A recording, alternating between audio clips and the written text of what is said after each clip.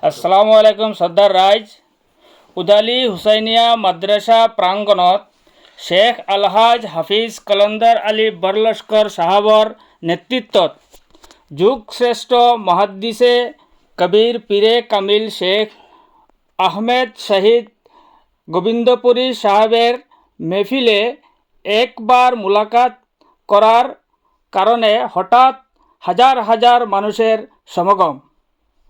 সঙ্গে সঙ্গে উপস্থিত থাকেন মৌলানা আব্দুল রশিদ সাহেব, মৌলানা কলিমুদ্দিন সাহেব ও বিভিন্ন ইসলামিক সংগঠনের কর্মীকর্তাসকল।